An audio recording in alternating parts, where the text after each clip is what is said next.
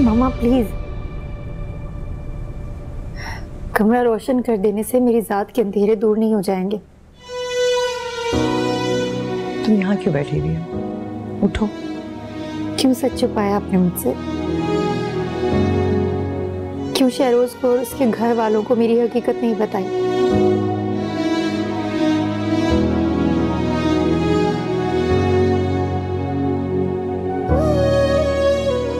तुम भी मुझे इल्जाम दोगी और इनको ठहरे में खड़ा करोगी।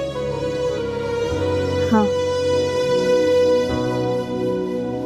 क्योंकि आपके ऐसा करने से मेरी अपनी जात तो खत्म हो गई।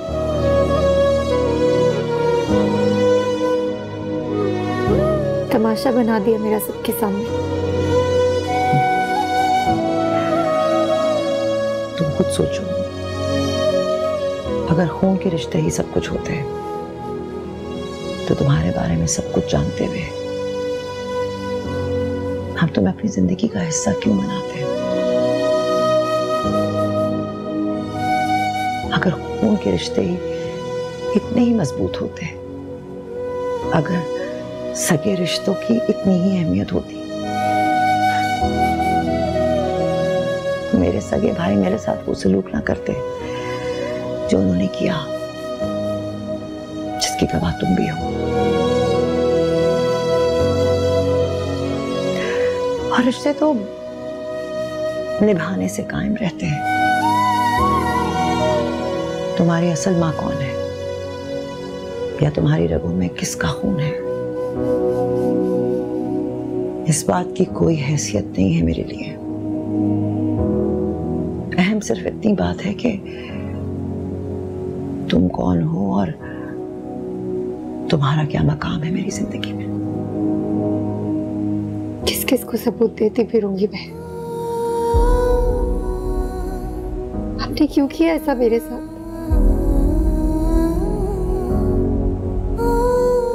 क्यों की मेरी परवरिश?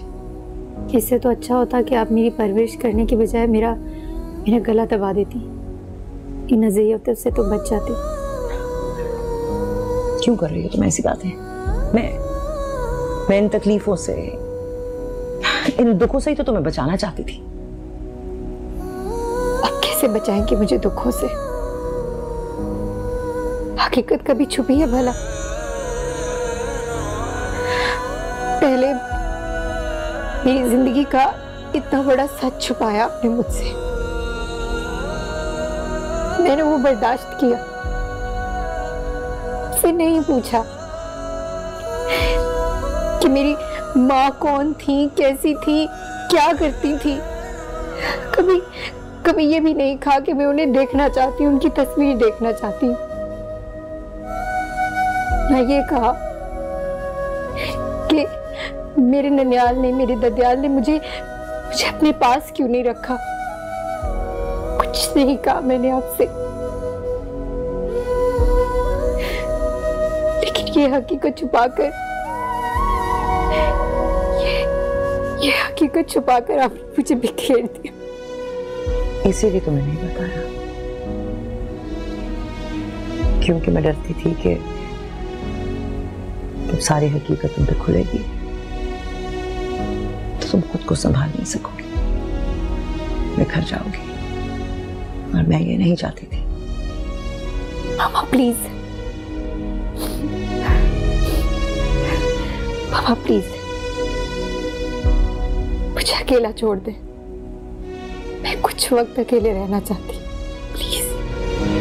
खुद को दी ये सजा, फिर तुझसे क्या गिला, खुद ही सौंपी मैंने ये जुदाई। टुकड़े टुकड़े जिंदगी अपने हाथों से हुई, गुम है राहों में, कांटों की छांव में, सितमगर ये गुर्बतें क्या करें। जो तेरा मेरा साथ है, ना होने जैसा साथ है। जो तेरा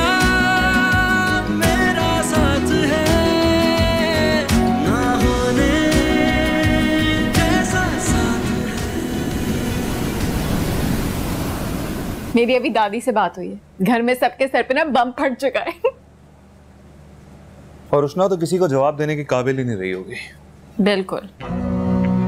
ये बात आपने मुझे पहले क्यों नहीं बताई? अगर मुझे पहले पता होता ना तो उस उष्णा की मैं ऐसी की तैसी कर चुकी होती। लेकिन आपको ये बात किसने बताई? मैं बहुत पहले चाची और मामा की बातें सुन चुका था कि उसकी माँ का क्या बैकग्राउंड है, लेकिन उस वक्त मुझे कोई फर्क नहीं पड़ता था।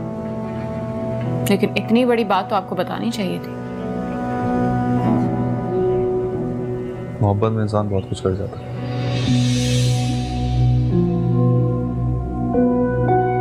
क्या दोनों बहन भाई साथ बैठे हुए क्या बातें हो रही हैं? हम तो अफसोस कर रहे हैं कि इतना बड़ा राज आप लोगों ने अब तक हमसे छुपा कर क्यों रखा। कौन सा राज? यही कि उष्णा की माँ का बैकग्राउंड बहुत बुरा था। ये बात तुम दोनों को किसने बताई है?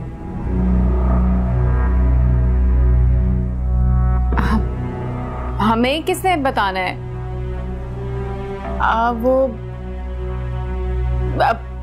बाबा ने फप्पो से सुलह कर ली थी तो मैंने सोचा मैं कॉल कर लेती हूँ। मैंने कॉल की तो नईमा आंटी ने फोन उठाया तो उनसे बात हो गई तो उन्होंने, और वैसे नईमा आंटी बहुत गुस्से में थी इस बात को लेके। लेकिन नईमा और उसके घर वालों को ये बात कैसे पता चली?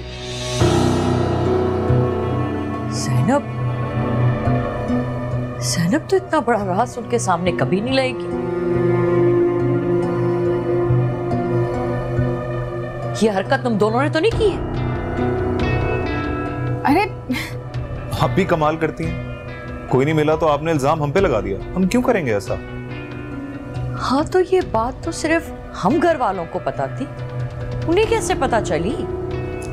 उष्णा की दादी, उसको आप क्यों फरामोश कर रही हैं? जब उष्णा और उसकी माँ की नफरत का इजहार करने हमारे पास आ सकती है तो शहरोज के घर भी जा सकती है। उष्णा की दादी?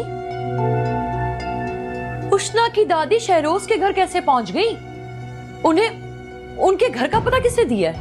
अरे शहरोज और वहाब अंकल को कौन नहीं जानता, और घर पहुंचने में कितनी देर लगती है, और वैसे भी दादी का स्टेटस बिल्कुल उन्हीं की टक्कर का है। सदफ, तुमने मुझसे उष्णा की दादी के बारे में पूछा था ना?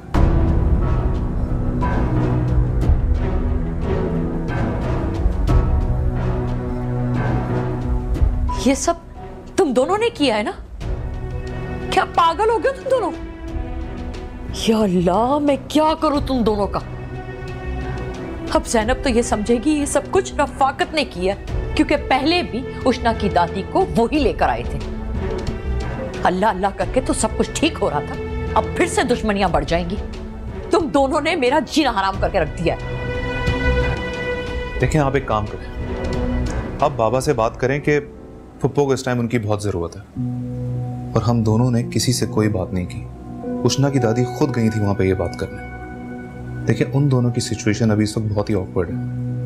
अगर बाबा उनके सर पे हाथ रख देंगे तो सारी दुश्मनी खत्म हो जाएगी। तो ये सब कुछ करने से पहले तुम दोनों मुझे तो बता देते ना। अब मैं तुम्हारे बाबा को कैसे हैंडल करूंगी? आपके लिए करना कोई बड़ा काम तो नहीं है, आसान भी नहीं है। ठीक है, करती हूं मैं तुम्हारे बाबा से बात। गुड। पागल बना के रखा हुआ है मेरी औलादों ने मुझे। मामा करेंगी बाबा से बात, बाबा करेंगे फुप्पा से बात, और इस तरह बात इतनी आगे बढ़ जाएगी कि हमारा काम आसान हो जाएगा। बिल्कुल। अब आएगा मजा।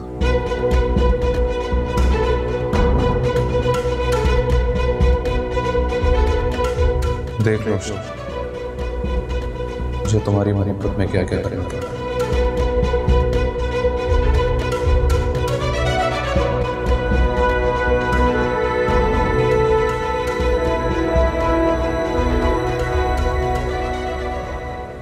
जब मैं लाउंज में गई तो महनाज उज़ैफा से बात कर रही थी और मैंने सुन ली।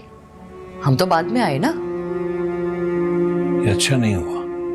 यही तो मैं भी कह रही हूँ आपसे।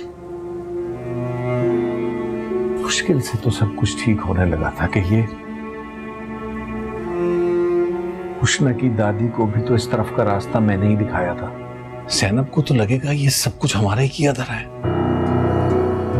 इसी बात की तो परेशानी हो रही है मुझे। देखो ये जैनब पे बुरा वक्त है और इस वक्त हमें उसका साथ देना चाहिए। हाँ बिल्कुल ठीक कह रहे हैं।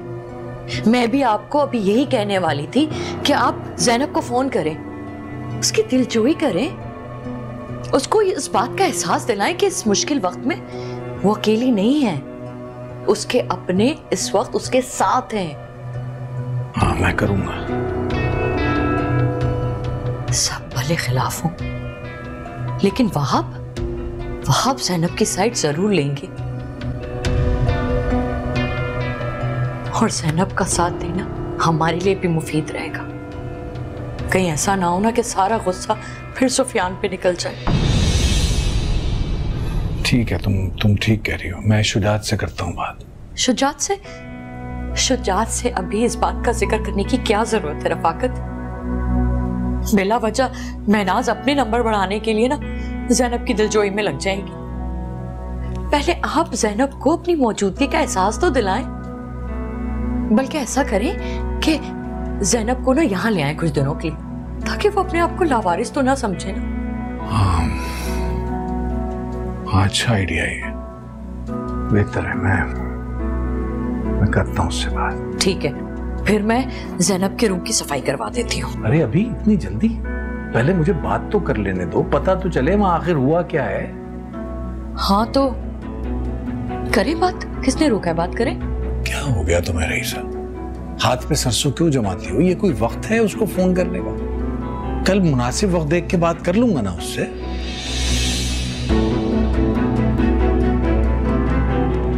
ठीक है।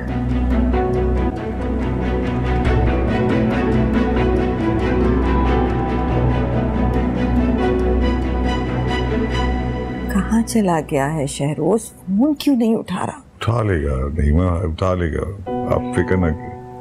मैं आपको बता रही हूँ बाप, अगर इन माँ बेटी की वजह से मेरे बेटे को कुछ हुआ तो मैं इन्हें छोड़ूंगी नहीं।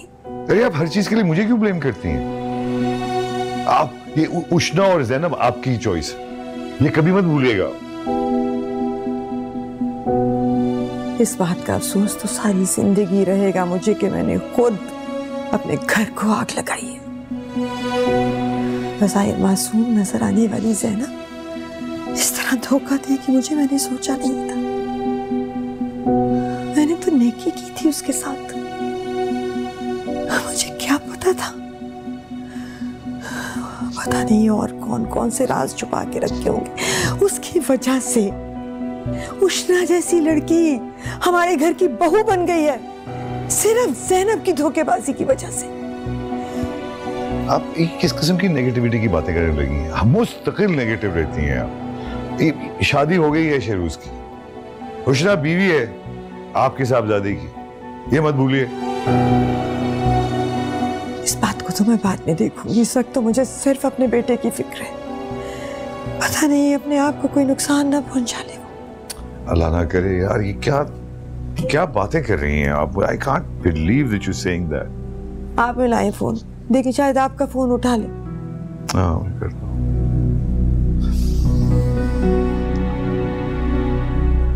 बेल जा रही है।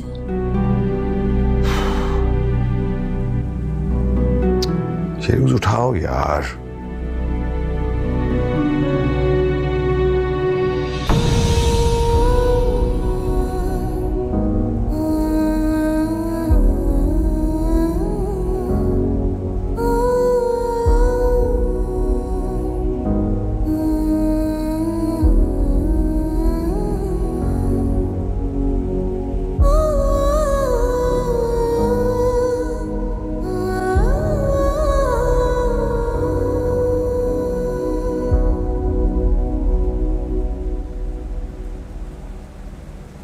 कृष्णा,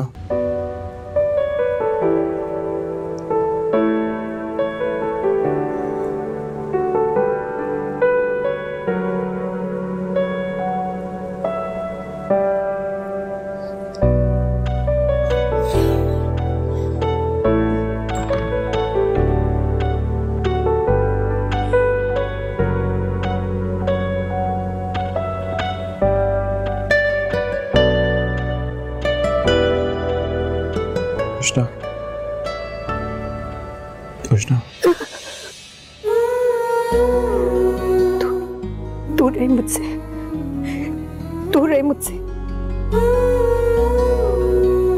क्या हो गया उष्णा? कैसी बातें कर रही हो? कैसी बात? आपने सुना नहीं? उन सब ने क्या कहा मेरे बारे में? अब तो मम्मा भी मान गई। तो करती की कोई गुंजाइश तो बचती नहीं ना। मोहब्बत करता हूँ मैं तुमसे, बीवी हो मेरी। कौन क्या कहता है मुझे फर्क नहीं पड़ता। आप मुझसे मोहब्बत नहीं करते। आप तो उस उष्णा से मोहब्बत करते थे जो बहुत बहुत अच्छी थी, उससे प्यार करते थे। मैं तो वो रही नहीं, मैं वो हूं ही नहीं। क्यों खुद को वसीयत दे रही हो? तुम आज भी मेरे लिए बिल्कुल वैसे ही हो जैसे पहले दिन थे। वो उष्णा दुनिया में सर उठाकर चलती थी। मैं तो आज खुद से नजरें मिलाने के लायक भी नहीं। तुमने ऐसा कुछ भी नहीं किया कि तुम दुनिया से नजरें मिलाने के काबिल आ रहो। चल। मैं पहले ही बहुत ऊंचाई से गिरी हूं। इतनी ऊंचाई मुझे जेब नहीं देती। उष्णा, क्यों इतना ओवरथिंक कर रही हो? तुम्हें कहाँ पैदा होना चाहिए था, कहाँ पैदा नहीं होना चाहिए था। It wasn't your choice. ये तो सिर्फ आप सोचते हैं ना। बाकी सबका क्या? बाकी सब ऐसा नहीं सोचते। उष्णा, कौन क्या सोचता है, क्या नहीं सोचता, मुझे इससे फर्क नहीं पड़ता। हाँ, मैं लोगों की सोच तो नहीं बदल सकता ना, लेकिन मैं किसी को इस बात की इजाजत भी नहीं दूंगा कि तुम्हें हर्ट करे।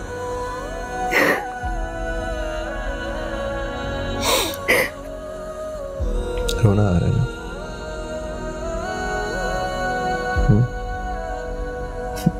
रो लो।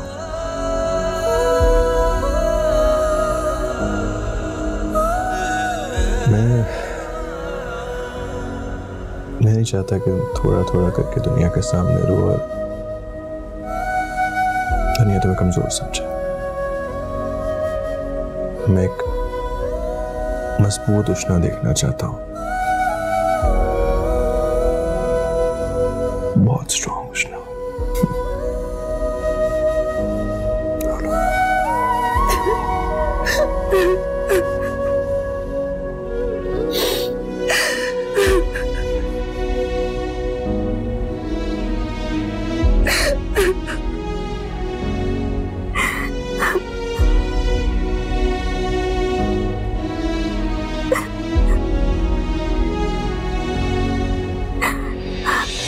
उष्णा की असलियत जानने के बाद मैं उन दोनों को अपने साथ बैठा देखूं, ये बर्दाश्त नहीं होगा मुझसे।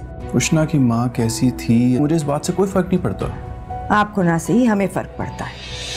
मैं उष्णा के खिलाफ आज के बाद कोई बात नहीं सुनूंगा।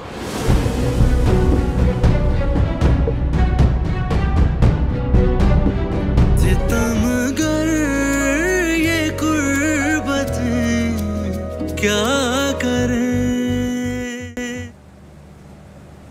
जुल्फी जी आपने मेज पर वहाँ नाश्ता नहीं लगाया? मैडम अभी आन के लगाता हूँ। ये कहाँ लेकर जा रहे हैं? मेरी बेगम साहब जी के कमरे में। उन्होंने आज अपना साहब का भाई शेरो साहब का अपना नाश्ता अपने रूम में लगाने का है। रूम में? जी। अच्छा ठीक है, आप जाएं। चलें, आपका दोनों का नाश्ता मैं आन के लगाता हूँ। मैं देख लूंगी, आप जाएं। चलने से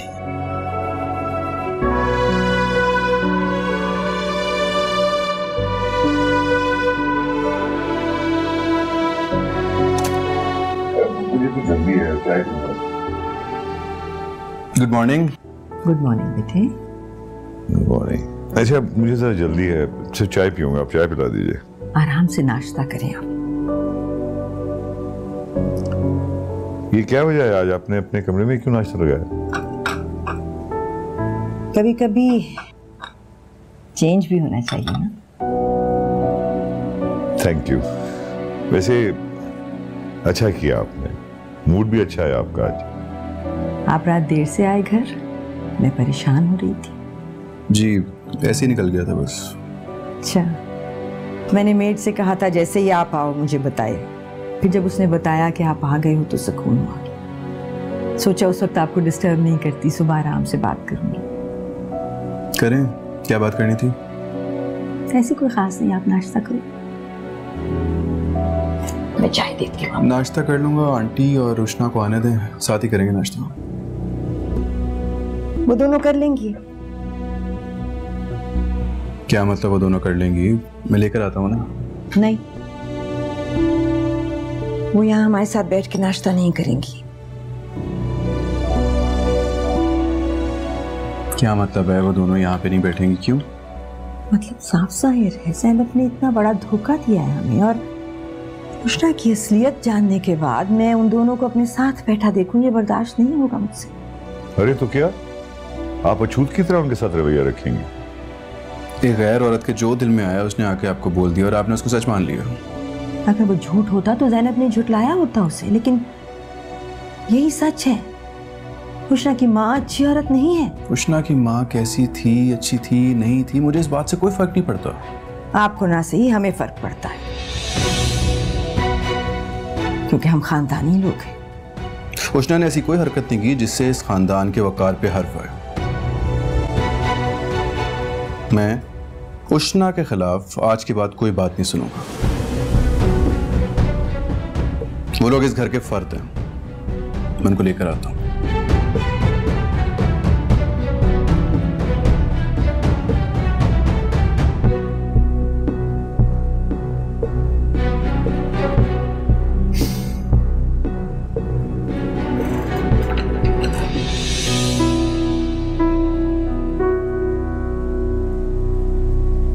सुना आपने क्या कह के गए हैं शहरोज?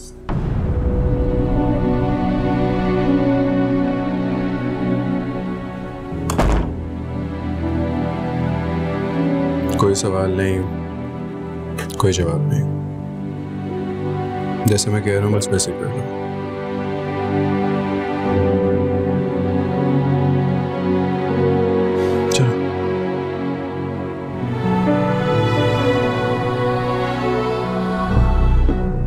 नईमा ठीक ही तो कह के गया है। हाँ ठीक कह रहे हैं, कल की लड़की के लिए माँ से बहस करके गए। नईमा बीवी है उसकी, उसको हक है अपनी बीवी के हक में बोलने का। भूल रहे हैं आप दोनों, वो बीवी जिसे मैंने चुना था और जबरदस्ती इनकी शादी करवाई थी। आपने अभी तक इतनी आला ज़र्फी का सबूत दिया है तो इसको जारी रखिए नईमा प्लीज। सारी आला ज़र्फी मैं ही दिखाऊं? अगला चाहे कम नस्ल भी निकले। ये कहना तो नहीं चाहिए मुझे नईमा, मगर आपकी इन बातों से घर का माहौल बहुत खराब हो रहा है। देख रही हूं मैं किस तरह मेरा बेटा, मेरा शौहर दूसरों की तरफदारी करने लगे।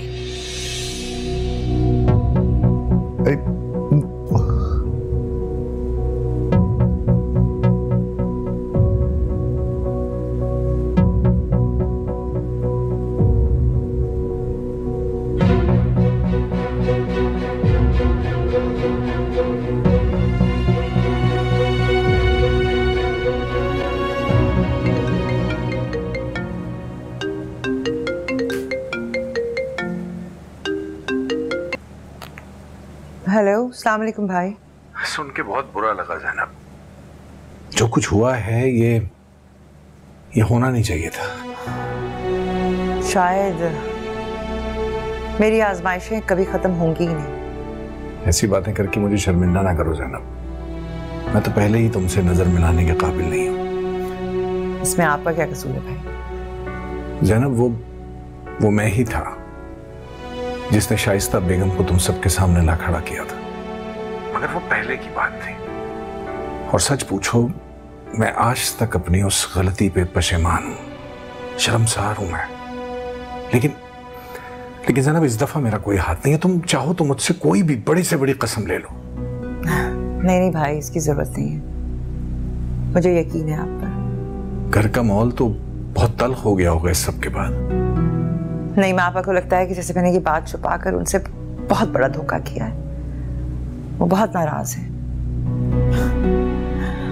मुखालिफ हो गई मेरी, शदीद मुखालिफ। शुक्र है वहाब और शहरोज इस बात को अंडरस्टैंड कर रहे हैं और हालात को ठीक करने की कोशिश कर रहे हैं। मैं समझ सकता हूँ ज़ैनब, तुम पे वाकई कड़ा वक्त दोबारा आ पड़ा है, लेकिन मुझे यकीन है तुम बहुत साबिर हो। अपने सब्र से तुम इन सब तलखियों का, इन सब सख्तियों का सामना कर लोगे। एक बात और, तुम इस कड़े वक्त में खुद को तन्हा मत समझना। इस बार तुम्हारा भाई तुम्हारे साथ खड़ा है। ज़ैनब, तुम ऐसा क्यों नहीं करती कि कुछ दिनों के लिए तुम यहां आ जाओ? जब ये मुश्किल वक्त टल जाए तो चली जाना वापस। कम से कम लोगों के सख्त रिएक्शन से ही बच सकोगी। सोचूंगी इसके बारे में। ठीक है, और हाँ, अगर हो सके तो उष्णा को भी साथ ले आओ। नहीं, उष्णा आना नहीं चाहेगी और फिर शहरोज भी यही चाहेगा कि वो घर पे रहे। ठीक है, तो फिर तुम ही चली आओ, कुछ दिनों के लिए ही सही। इस कड़े वक्त में तुम्हारा भाई तुम्हें तन्हा नहीं छोड़ेगा। मैं सोच के बताती हूँ भाई, शुक्रिया। ठीक है, अपना ख्याल रखना, अल्लाह के हवाले। खुदा हाफिज़।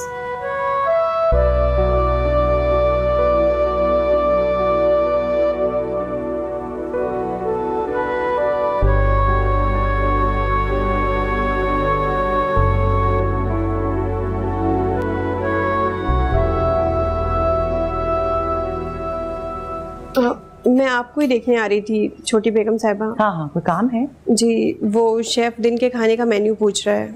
हाँ चलो, मैं वहीं आ रही थी, मैं बताती हूँ उसको कि क्या कर रहे हैं। जी। सायरा? जी बेगम साहिबा। क्या कह रही थी? वो शेफ दिन के खाने का मेन्यू पूछ रहा था, इसीलिए मैं छोटी बेगम साहिबा से पूछने आई थी। उसे कहीं मुझसे आके पूछे और आइंदा हमेशा मुझसे ही पूछा करे। जी, मैं शेफ को भेजती हूँ। आप घर के स्टाफ के सामने क्या जरूरत है ये सब करने की? ऐसा क्या कह दिया है मैंने जो आपको बहुत बुरा लगा है? मुलाजमों के सामने, उनके सामने तो कुछ लिहाज कर ले मेरा घर, मेरे मुलाजिम। अब आप बताएंगी मुझे कि उनसे कैसे बात करनी है और क्या बात करनी है। नहीं, आप, मेरा कहने का ये मतलब नहीं था। मैं अब से इस घर में वो ही होगा जो मैं चाहूंगी, जैसे पहले होता था। अब भी इस घर में वही होता है जो आप चाहती हैं। आप ही मुझे इस घर में लेकर आई हैं, इस घर का हिस्सा, इस घर का फर्द बनाया आपने मुझे। आपने ही जिम्मेदारियां मुझे सौंपी हैं, आपने ही ये हक मुझे दिया है, इस घर का फर्द बनाया है। हक की बात मत करें आप। हक की बात करते हुए आप उस वक्त अच्छी लगेंगी जब आपने अपने फराइज ठीक से अदा किए हों। फराइज? आपने किस फर्ज को निभाने में कोताही हुई है मुझसे? मैंने कभी जानबूझकर इस घर को या इस घर के किसी फर्द को नुकसान पहुंचाने की कोशिश नहीं की और ना मैं करूंगी कभी। हमारे नाम, हमारे खानदानी वकार, हसब नसब पे वार करके आप कह रही हैं कि आपने कोई नुकसान नहीं पहुंचाया।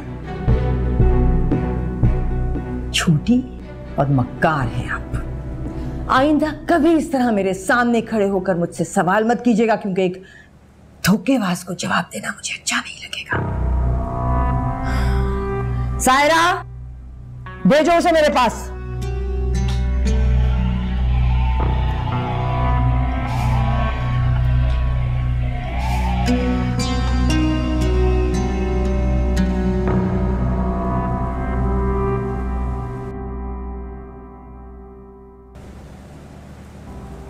तबीयत ठीक है तुम्हारी?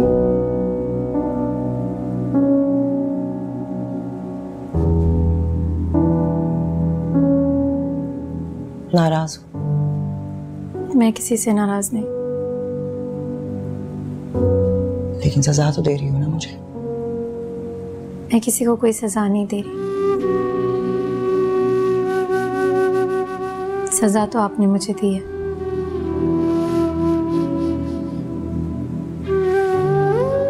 ना आप मुझे जिंदा रखती, ना मेरी परवरिश करती, मर जाने दिया होता मुझे। कम से कम आज ही असियत तो ना उठानी पड़ती। इस सब में तुम्हारा क्या कसूर है? ऐसा क्यों सोच रही हो? इसी बात का तो अफसोस है कि मेरा कोई कसूर ना होते हुए भी सारे जुर्म तो मेरे ही निकल रहे हैं। मैं क्यों किसी शरीफ घर में पैदा नहीं हुई? क्यों मेरी रगों में किसी शरीफ माँ का खून नहीं है?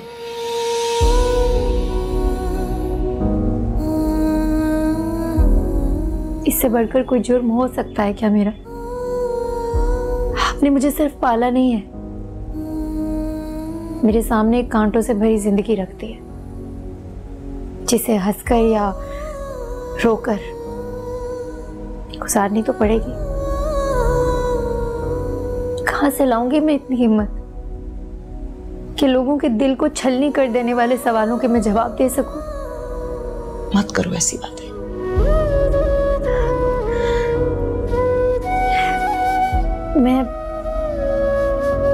मैं आपको हर्ट नहीं करना चाहती,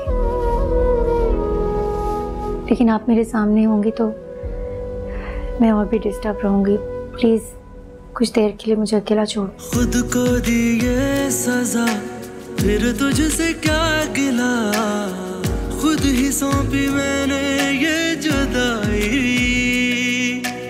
टुकड़े टुकड़े जिंदगी। और आप मुझे पैसे क्यों नहीं दे सकते डैड? इतनी बड़ी रकम इतनी आसानी से तुम्हें कैसे दे दूं मैं हुज़ैफा? मैं आपसे पैसे बिजनेस के लिए मांग रहा हूँ, कोई गलत काम के लिए थोड़ी मांग रहा हूँ। जब ऑलरेडी एक बिजनेस चल रहा है तो फिर नया बिजनेस स्टार्ट करने की क्या जरूरत पेश आ गई तुम्हें? मेरी तो नहीं मान रही है, आप ही समझाए इन्हें। क्या मसला है जी? करने देना उसको नया बिजनेस, क्या मसला है? बिजनेस स्टार्ट करने के लिए पैसे चाहिए होते हैं, ये मसला है। इसके नए बिजनेस पे कैसे ट्रस्ट कर लो और उस बिजनेस को ये रन कर लेगा, इस बात की क्या गारंटी है? तुम लेती हो गारंटी? आप मुझे एक मौका तो दें डैड, अपने आप को प्रूफ करने का। आप मुझे अभी से अंडर एस्टिमेट कर रहे हैं। ठीक ही तो कह रहे हो हुज़ैफा, आप उस पर भरोसा करके तो देखिए। अपने भाई को ही देख लीजिए, बीमारी की आड़ में बिस्तर पे पड़े हैं और सारा बिजनेस सुफियान संभाले हुए। वो भी तो अपने बेटे पे भरोसा करते हैं ना, आप भी कर ले। सुफियान एक जमा जमाया बिजनेस चला रहा है, जबकि तुम्हारा बेटा जो है नया बिजनेस रन करने के लिए पैसे मांग रहा है। इसे नया काम करना है, इस एक्सपीरियंस हासिल करना है, तो मुझे ज्वाइन क्यों नहीं करता? मेरे साथ जाए ना ऑफिस में।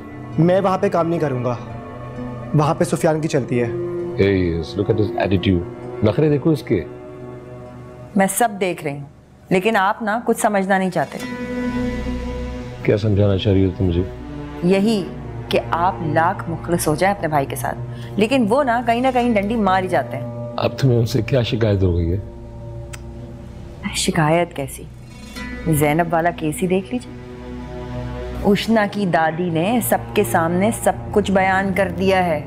उन्होंने बता दिया है कि उष्ना की माँ कैसी औरत है। सारा मलबा ज़ैनब पे गिर गया है और ये दोनों मियाँ बीवी, आपके भाई और भाभी, ज़ैनब के सामने अच्छा बनने के चक्कर में ज़ैनब को दावत देकर आ गए हैं कि जब तक हालात ठीक नहीं होते यहाँ आके रहो। और आपको तो ये बात पता ही नहीं है, दूध में से मक्खी की तरह निकाल के बाहर रख दिया आपको। और ये बात तुमसे किसने कही है? कहेगा कौन, मैंने खुद सुनी है। ये तो बहुत परेशानी की बात है। ज़ैनब बेचारी तो सब बहुत मुश्किल में होगी। वही तो, भाभी तो चाहती है हम सब हर मामले से दूर रहें, मगर मैं तो दूर नहीं रहना चाहती भाई। मैंने तो ज़ैनब को कॉल करके अपना फर्ज पूरा कर दिया, सब बता दिया उसको। नहीं, अच्छा किया तुमने, बहुत अच्छा किया। आप भी उसे एक कॉल कर लेना। जब बुरा करने वाले अच्छा बनने का नाटक कर सकते हैं तो हम क्यों बुरे बने? नहीं, मैं करूंगा डेफिनेटली, आई विल कॉल। ये कौन सी बातें लेके बैठ गए आप लोग? आपको डैड को कन्विंस करने को बोला है और अभी कौन सी बातें कर रहे हैं? देखो बेटा, मैं कभी गलत बात नहीं करती, तुम्हारे बाबा को समझाना बहुत ज़रूरी है। इनको पता होना चाहिए कि मेरे और तुम्हारे अलावा दुनिया में इनसे कोई मुखलिस नहीं है। अब जैनब का केस ही देख लो, इतना सब कुछ हो गया और इनको पता ही नहीं। मैं नहीं बताती तो इनको पता भी नहीं चलता। और अब सारा बिजनेस तो सुफियान टेक ओवर कर चुका है, तो डर मुझे ये लगता है कहीं ऐसा ना हो कि इनको बिजनेस से भी निकाल के फेंक दें वो लोग। और अगर ऐसा हो गया तो फिर तुम्हारे बाबा क्या करेंगे? अच्छा है, मेरे ख्याल में तो बिजनेस स्टार्ट करना चाहिए तुम्हें, ताकि तुम अपना बिजनेस फ्लरिश करो। और अगर वहां इनका काम नहीं भी चलता तो ये तुम्हारे साथ ज्वाइन इन कर ले। दोनों बाप बेटे मिलके पैसे बनाना, हम अपना घर लें, अपनी जिंदगी गुजारेंगे, है ना? मामा बिल्कुल ठीक कह रही हैं। ठीक है, मैं तुम्हारे बिजनेस प्रपोजल को करता हूँ consider. Thank you dad. Stay blessed. अब जाओ खाना वाना खाओ। मैं जरा बाबा से बात करूँ।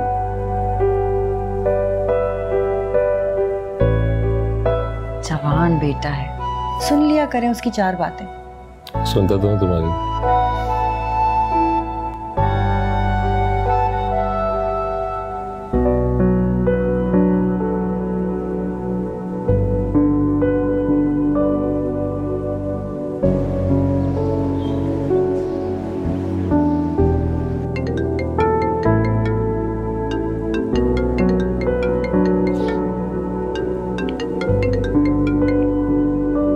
हेलो।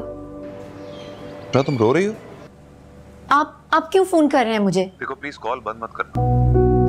तुमने मुझे हर जगह से ब्लॉक किया हुआ, इसलिए मैं नए नंबर से तुम्हें राब्ता कर रहा हूँ। क्या जरूरत पड़ गई आपको मुझसे राब्ता करने की? देखो मैंने तुमसे माफी भी मांग ली थी और सब कुछ तुम्हें बता भी दिया कि अब मेरे दिल में तुम्हारे लिए कुछ नहीं है। लगता है तुमने मुझे अभी तक माफ नहीं किया। तुम्हारा दिल अभी भी मुझसे साफ नहीं हुआ। मैंने माफ कर दिया है आपको। ये बताएं फोन किस लिए किया है? फिक्र हो रही थी तुम्हारी। मेरी फिक्र? आप कौन होते हैं मेरी फिक्र करने वाले? देखो उष्णा, हम बहुत अच्छे दोस्त रह चुके हैं, लेकिन तुमने मुझे इतना भी बताना गवारा नहीं समझा कि तुम कितनी मुश्किल में हो। वो तो बाबा ने पप्पू को कॉल की तो पता चला कि तुम्हारी दादी के वहां पे आने से तुम्हारे हालात कितने बदल चुके हैं। मुझे अंदाजा है तुम कितनी डिस्टर्ब होगी। मुझे बहुत अफसोस हुआ सुन।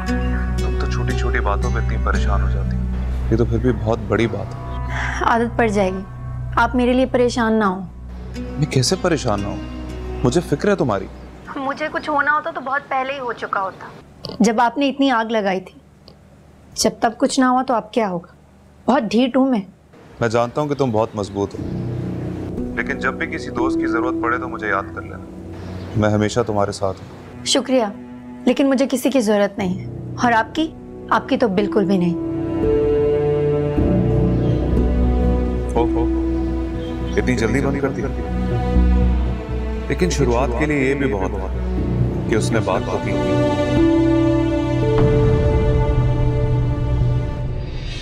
तमगर ये कुर्बत क्या